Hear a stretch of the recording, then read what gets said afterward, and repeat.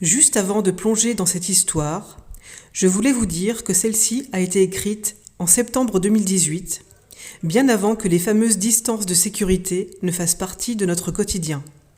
Alors s'il vous plaît, prenez ça avec humour et distance, littéralement. Restez bien jusqu'au bout pour découvrir comment tout cela se termine. Vous pourriez être surprise ou surpris. Alors que je me promène, que vois-je ? Un troupeau d'oies, l'air oisif, comme si l'oisiveté était leur seule préoccupation. À bien y regarder, c'est en fait une troupe d'oies prête à me faire une scène. Non, encore mieux, un peloton d'oies alignés comme des soldats en pleine mission. À mesure que je m'approche, avec toute la précaution possible, ce qui n'est pas évident avec mes gros sabots qu'on entend à 7 lieues à la ronde, j'observe l'agitation grandissante. Et plus j'avance, plus je ressens leur regard glacial sur moi. J'en ai presque la chair de poule. Chacune semble me dire dans son « patois » qu'ici, elles ne veulent pas de moi. Peut-être sentent-elles que je suis plus moi que oie, ou bien qu'elles sont plus oie que moi. Enfin bref, ce sont de vraies oies, quoi. Le premier groupe prend peur, et en un éclair, tout le monde plonge dans le lac. De vraies poules mouillées. Le second groupe, une minorité courageuse, décide de rester là à picorer. À picorer quoi ? Mais j'en sais rien ce que picore une oie, je n'en suis pas une. Enfin, parfois on pourrait le croire. Mais, têtue comme une mule, je me dis « Ce n'est pas une oie à la tête dure qui va me détourner de mon chemin quand même !» Même face à un jar entêté qui semble prêt à se montrer cruche. Me voilà donc face à ce second petit groupe. Une mule face à un jar, fier protecteur de ses dames, le bourgeois de cette petite cour. C'est digne d'une scène de western, mais sans les flingues, on n'est pas à la chasse ici. Alors que ces oies continuent à me surveiller, je fais le pied de grue, attendant de voir si elles me laissent passer. Bien sûr, on garde nos distances de sécurité, enfin, on évite tout contact qui pourrait nous contrarier, quoi.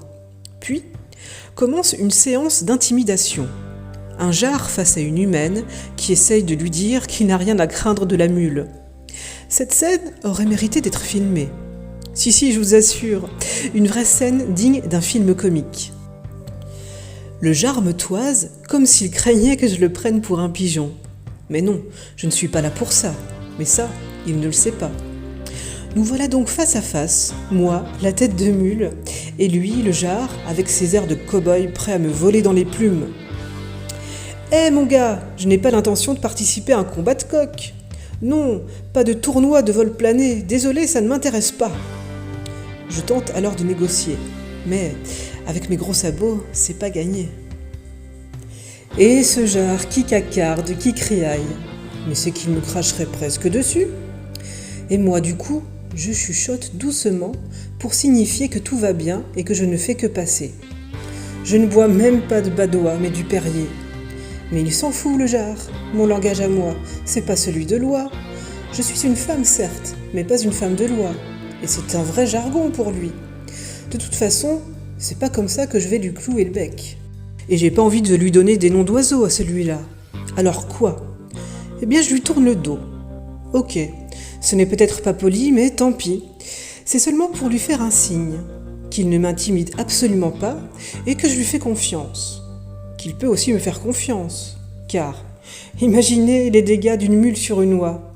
Un simple coup de sabot et le pauvre jar se retrouverait transformé en pâté, bon pour finir en rillettes sur une tartine.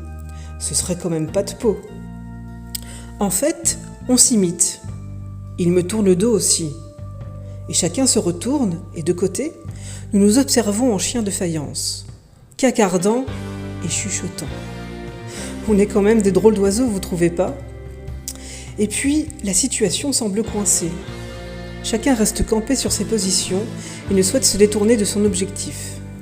Pendant ce temps, on peut entendre le premier groupe d'oies précipité à la flotte, qui se bat complètement énervé. C'est quand même drôle de constater qu'à se précipiter ainsi, on finit toujours le bec dans l'eau, quitte à y laisser des plumes. On dirait que c'est pas toujours plus paisible dans l'eau que sur terre. On n'est pas dans le caca. Oui, mes doigts, c'est pas pareil. Finalement, un compromis s'impose. Plutôt que de rebrousser chemin, faut pas déconner, je choisis d'enjamber les barbelés, en faisant gaffe à mes fesses car ça pique ces bestioles-là, et de longer le chemin des oies. Nous respectons ainsi nos distances de sécurité. Vous vous souvenez, ce genre de distance qui évite les embrouilles invasives. Et je retrouve ma route initiale pendant que ce petit groupe continue à picorer tranquillement. Tout le monde s'est donc quitté content. Enfin, je crois. Peut-être que le jar, lui, va se vanter auprès de ses copines d'avoir tenu tête à une mule. Je leur ai fait signe en m'éloignant. Pas un oiseau, un signe, vous m'avez comprise.